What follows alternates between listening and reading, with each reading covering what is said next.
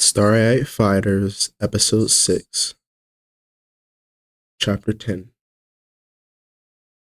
Belle blinked her eyes open, the familiar sounds of waves crashing against the rocky shore surface filling her long ears. Her ears flickered jovially at the nostalgic sound. She found herself laying on a soft bed of emerald grass. The salty breeze of the old head of Kinsale gently caressed her face like a newborn baby's soft hands. The Irish coastline expanded before her, a vast expanse of deep blue ocean meeting the sky in the distance, where the sun hung low, casting its mesmerizing golden rays that danced across the water's surface. She knew this place well. It was a spot she had visited often as a child to have picnics with her grandparents. For her, it was a sanctuary of peace, a break from the hustle and bustle of the world. Yet something felt different, almost otherworldly. Slowly, Belle pushed herself up. The soft rustle of grass beneath her hands grounded her in this strange, dreamlike reality. Now conscious that she is asleep and not really back home, a presence beside Belle appears, catching her attention instantly. Turning her head to address the presence, her eyes would capture a figure sitting gracefully on the edge of the cliff. It was a woman, an angel, her appearance both breathtaking and heartbreaking. She was radiant yet broken, exuding an aura of warmth and sorrow all at the same time.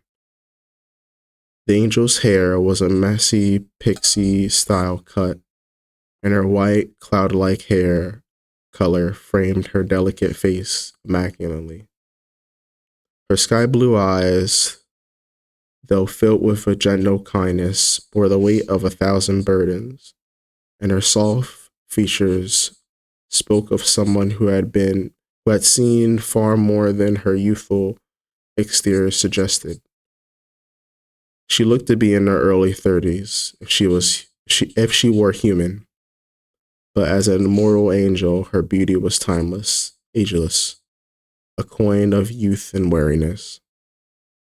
Chains bound her wrists and ankles, the iron links dull and heavy against her fair white skin. The cuffs that held her looked very well aged, almost ancient, and they dug painfully into her flesh, leaving raw red marks where they had eaten into her over time. Her arms and legs were exposed beneath the tattered remnants of a long white gown, which bore the evidence of hardship.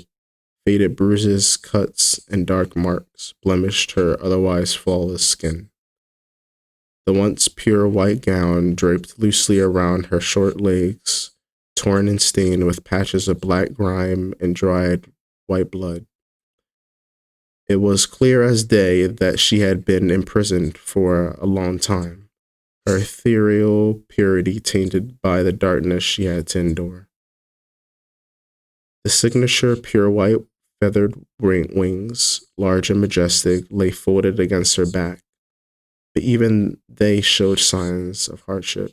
The tips of her wings feathers were frayed, and a few had fallen beside her while she sat there, unkempt and worn. Above her head floated a halo, glowing faintly with a soft golden hue, but it was slightly cracked. A jagged line ran across its circumference, like a scar, a sign that her divinity had faded over time. Belle's heart ached at the sight, and she could not help but feel an inexplicable sense of familiarity with this angelic figure, as if she had known her all her life without ever meeting her. The angel turned to face her, her expression tender yet wary, and a small bittersweet smile formed on her lips despite the pain it in her features. She's grown so much since then, the angel thought in reminiscence. In her own head, Belle's thoughts wandered too. I remember reading somewhere that a cracked angel's halo means have gone and broken one of their culture's strict laws and were punished for it. Without their halo, over time, they would die and wither away painfully. Poor lass. Belle thought with sympathy.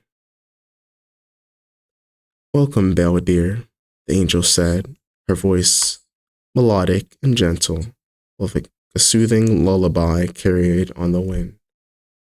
It held a deep maternal warmth, a kindness that seemed to pierce through her fatally bruised appearance. Belle, caught in a whirlwind of emotions, found herself unable to speak, only able to take in the strange, tragic beauty of the angel beside her.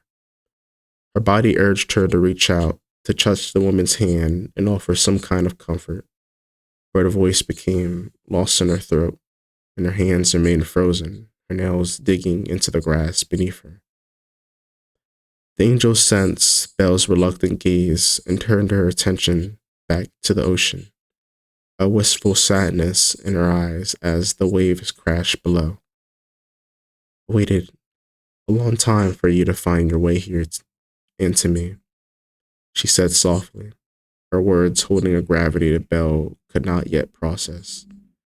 Belle swallowed, finding her voice at last, even though it wavered with uncertainty. Who, who are you? She asked, her Irish accent thick with emotion, feeling a deep sense of dread and curiosity welling up inside her. The angel didn't respond right away. Instead, she closed her eyes, breathing in the sea breeze like it was a memory she stared, similar to Belle long ago. Her face looked as if it were reflecting on the freedom she once had. The chains around her wrists and ankles rattled slightly with the movement. And then she opened her eyes again, fixing them on Belle with a piercing, regretful, and remorseful intensity. I'm someone who's lost it all, someone who's failed at their duties, she whispered, a single tear rolling down her cheek, leaving a clean streak through the dirt that stained her delicate face. That same single tear would land on the angel's ring finger, revealing a golden marriage ring with a blue. She glanced at the ring with longing eyes, but one duty I didn't fail at was my duty to you. As your guardian angel, I keeping you safe, aware, and motivated in places even if you didn't realize it. Belle's heart pounded in her chest, the weight of an angel's words pressing down on her. She didn't understand what any of it meant, but she knew deep down this woman, this angel, held the answers she had been searching for her all her life.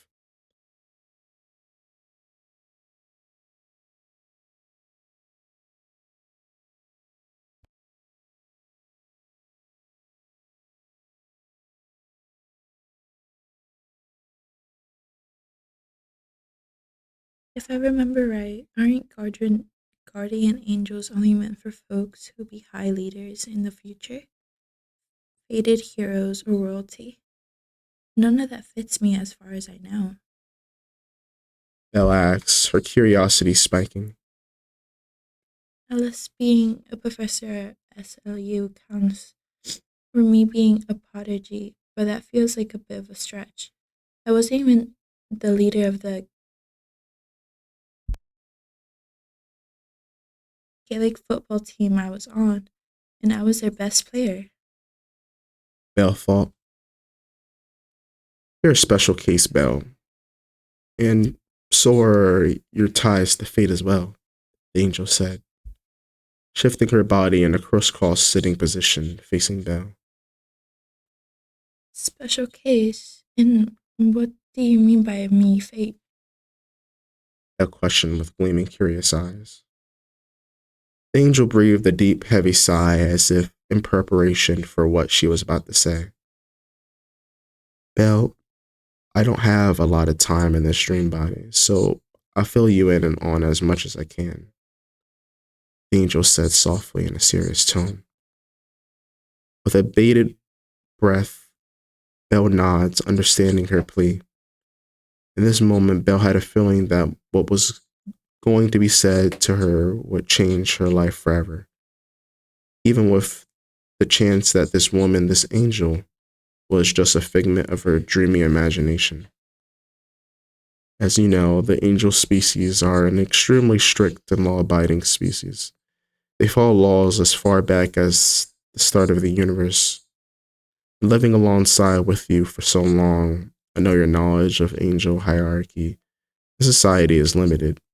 So let me explain a bit before I tell you a short tale that ties all these details together, the angel said, putting her hands on her lap. Let me explain to you the structure of angel society.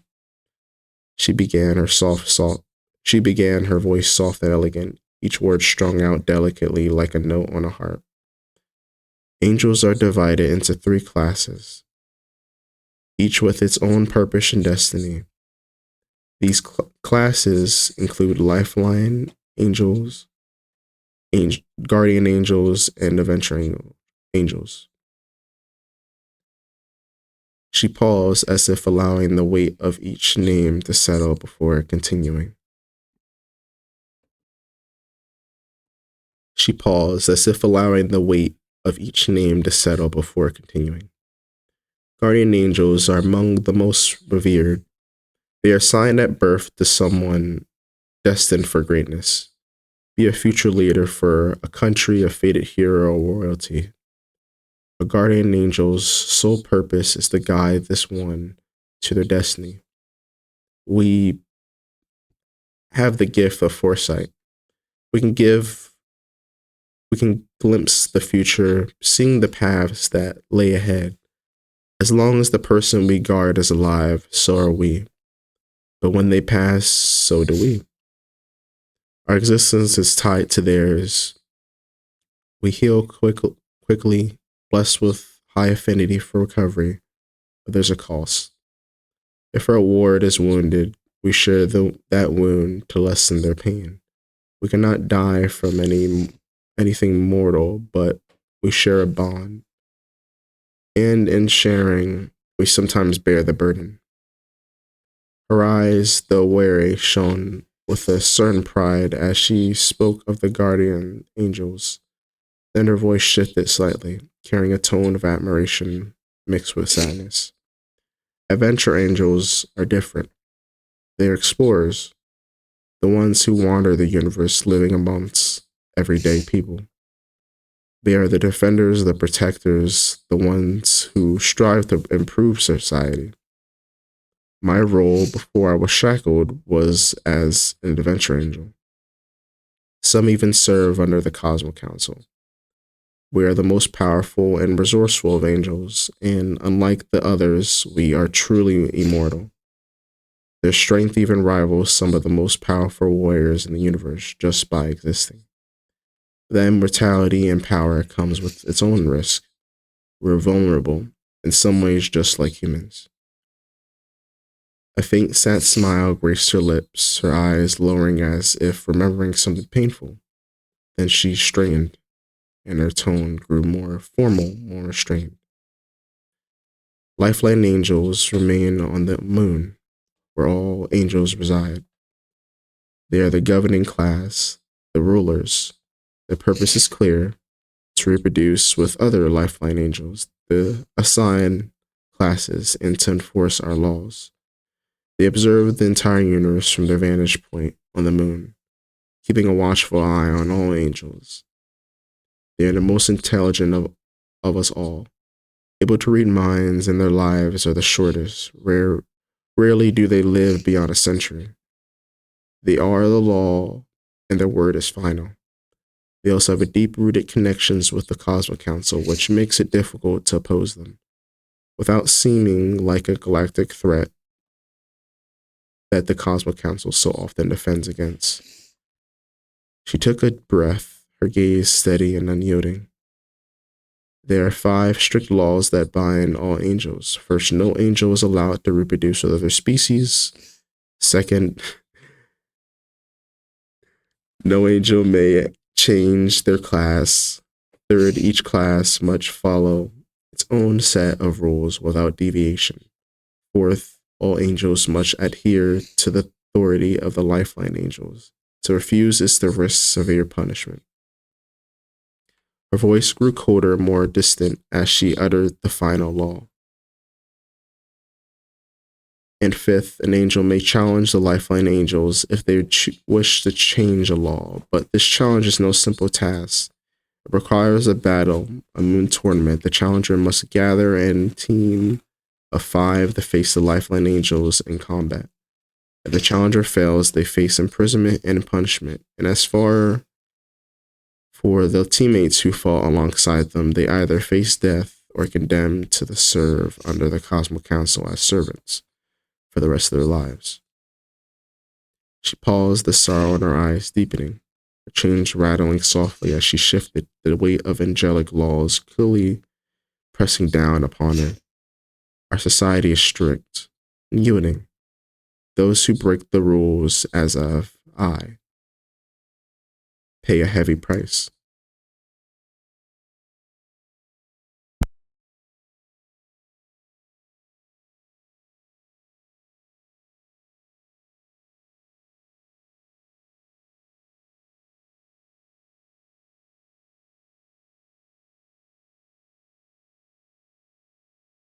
Nose is like absolutely king.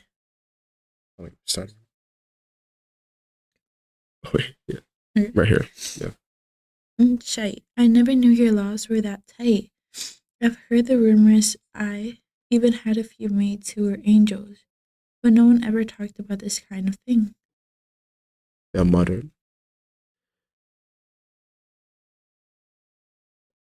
But there's one thing that's truly got me stumped. Belle continues, choosing her words carefully so as not to cause the angel any more pain. It sounds like you were both an adventurer angel and a guardian one. Is that why you're in chains? She asks, her tone curious yet cautious, not wanting to dig too deep into old wounds.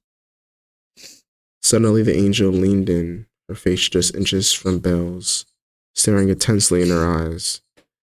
The weight of her gaze was so heavy that Belle's eyes started to well up with tears from the sheer pressure. Just as the silence became intolerable, the angel burst into laughter, pulling back and giving Belle some space. Belle, feeling the tension break, joined in, laughing away the awkwardness. Oh, I do love your impulsive curiosity, the angel said, wiping a tear from her eye. It always gets a chuckle out of me. Thanks, I guess. Belle replied, still a bit off balance from the sudden shift, but there was something about the angel's laughter that felt oddly familiar, comforting even, like she had heard it somewhere before, though she certain they had never met. But right, the angel continued, regaining her composure. I've still got a short story to tell you that connects everything I've mentioned. Listening intently, Belle regains her composure as well, now mirroring the angel's crisscross posture. As the angel began to speak, a soft glowing light surrounded Belle. The dreamscape transformed. Around them, scenes from the angel's tale came to life, painted in the vibrant, shifting colors of magic. Long ago, the angel began, her voice gentle yet echoing with sorrow. There lived an adventure angel, free-spirited as the day she was born. She embraced the rules set before her, content to live within the boundaries dictated by her kind. For a time, she was happy to follow the laws that defined her existence. But among the adventure angels, she was an outlier, a prodigy. As wise as a lifeline angel, she was too curious for her own good, often drifting away from strict orders, allowing her wanderlust to to take her places no other angel would dare go. Yet, despite her rebellious nature, she became a linchpin in defense of the universe, a beloved, trusted figure among her peers. Her reputation was sterling enough that the Lifeline Angels overlooked her occasional disobedience for a time. The dreamscape shimmered, showing an image of a young angel fearlessly battling dark forces, her radiant wings cutting through the shadows. She was laughing carefree as her fellow angels watched in admiration. But then the angel continued, her voice growing heavier with emotion. She found love with an Irish elven man on Earth. They spent days and nights together, exploring hidden places, sieving lives, losing themselves in each other's arms. Years passed, and their bond grew stronger. Eventually, the angel conceived this child, and in that moment, she became a guardian angel. Her destiny changed, her class altered. Around Belle, the scene shifted again. She saw the angel, radiant and happy, walking hand in hand with a tall, strong elven man under a twilight sky. Their laughter rang out, and there was a tenderness in the way they looked at each other, a love that seemed unbreakable. But the joy was short lived. Word of the child's conception reached the Lifeline Angels, and they descended from the moon like a storm. Outraged that she had broken not one but two of the most sacred laws, falling in love with another species and changing her class, when she became a mother of a half-breed child. The sky darkened in Belle's dream as a host of stern-faced angels with halos gleaming appeared. There was a moment of confrontation, and the free-spirited angel's face was defiant, her wings spread wide. In a desperate bid to protect the ones she loved, her husband and their unborn child, she challenged the Lifeline Angels to the Moon Tournament, a final all-or-nothing gamble to preserve their future. She had made many friends over the years, and they stood by her, rallying to her side. They fought fiercely, nearly defeating the Lifeline Angels, but fate was cruel. The vision changed to a silver arena. High above the moon's surface, the angel and her companions were locked in battle, their eyes blazing with determination, yet one of them, a woman with a fierce expression. Tori suddenly received devastating news. Her village and many of her others of her kind were under attack. At that moment, Tori made a fateful decision. She forfeited her match, abandoning the team to return to Earth and save her people. The angel said, her voice breaking. With her departure, the battle was lost. My team, my friends, were defeated. Shackled and bound, we were taken away as prisoners, our futures torn apart. In the dream, Belle saw the angel's team in chains, their faces twisted with grief. She saw the elven man, his eyes desperate, whispering to the angel, "Our child is safe, hidden away." A flicker of hope sparked in the angel's eyes, even as her heart shattered. In our final moments together, the angel continued, tears shimmering in her eyes. My husband told me he had hidden our child, ensuring her safety. Using his skills in elven magic, he had placed her under an elven illusion spell. Her angelic nature concealed with a simple pocket watch that never left her side. A watch that belonged to her father. A watch that would keep her safe and mask her other heritage. The vision grew blurry, shifting to an image of a small child cradled by an elderly elven couple, the silver pocket watch glinting in the sunlight as it hung around her neck. We were torn apart, the angel said softly, tears streaming down her face now. My husband was taken and brainwashed to serve the Cosmo Council, while I was imprisoned on the moon, my halo shattered, stripped of its power. Now I remain here, condemned to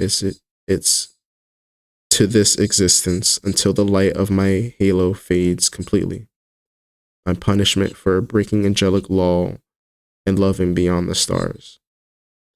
The dreamscape faded, leaving them both standing once more on the grassy cliffs of Kinsale. The sorrowful waves crashing against the rugged shoreline. The angel closed her eyes, her wings drooping as if weighed down by the memories. Belle felt a chill run down her spine, realizing that the tale was not just a story, it was the angel's truth. And somewhere deep inside, Belle realized this story was about her as well. I've heard the folks tell about your amazing deeds. You're Angela, the angel. No, you're me, mom, Bella said. Her eyes welling with tears, reaching out to the angel, no, to her mother for a hug. Yes, I am your mother, my sweet Summer Belle. I've waited so long for this moment, Angela said softly, embracing Belle as she pulled her close. All this time, I thought you were either dead or lost to the world. But instead, you were right here in my dreams. Isn't it funny how life turns out? Belle said, burying her head in her mother's lap, trying to wipe away the flood of tears. Well, if part of me does live on in your dreams, Angela said, her voice laced with sorrow. Since I'm your guardian angel, I'm always here, watching over you, but the real me, the one flesh and blood, is still chained on the moon, condemned there for eternity. Her fingers were gentle as she tilted Belle's chin upward, her eyes shimmering with sadness as they met Belle's tear-filled gaze. Angela's face held a look of remorse, the weight of words pressing down on them both as heavy, on them both like a heavy cloud, but her touch was tender, almost desperate to comfort.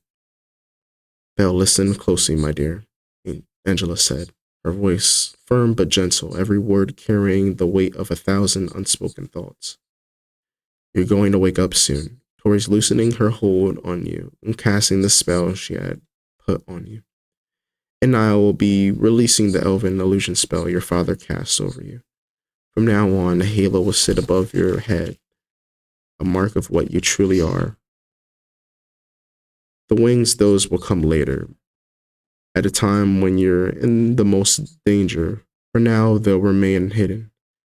You are a guardian angel, Belle, and it is rest who you're meant to guard. I've seen it in the threads of fate time and time again. The two of you are destined to change this world, perhaps even free me and your father from our imprisonment. Belle's eyes were wide, her heart racing as her mother's words sank in. Ma, that's a lot to take in. She said, her voice shaken with disbelief. And Rex, why him? All I want is to save you and Dad, not tied up in some destiny I don't understand. Angela's face softened, a sad knowing smile racing her lips. Belle, trust me, there are reasons you cannot understand yet. The rest will make sense with time. For now, heed what I have told you. Trust in yourself and the path laid before you. A form began to shimmer, the edges of her body glowing brighter, starting to fade into a soft white light. Wait, Ma, don't go. Belle's voice broke, panic lacing her words as she reached out, desperate to hold on to her mother. I have so many questions. Don't leave me like this. Don't fret, Belle. Angela's voice echoed, her voice now almost entirely light. We'll meet again, in dreams as deep as this one. And remember, I'm always with you. Her final words echoed around Belle as she faded entirely, vanishing into the light that surrounded them. Belle was left kneeling alone, bathed in a blinding white radiance, her outstretched hands slowly lowering as the weight of reality settled back in. Her breathing grew ragged, the overwhelming emotions pouring from her eyes. She sat there feeling the warmth of the light fade until everything went dark. Moments later, she awoke in the real world, her body trembling and eyes glistening as if her dream had left an indelible mark on her very soul. The echo of her mother's voice still lingered in her mind, a promise, a prophecy, and a call to destiny she could no longer avoid. And that's episode 6, Starry Eyed Fighters. Links in the description to the story will be available. Goodbye now.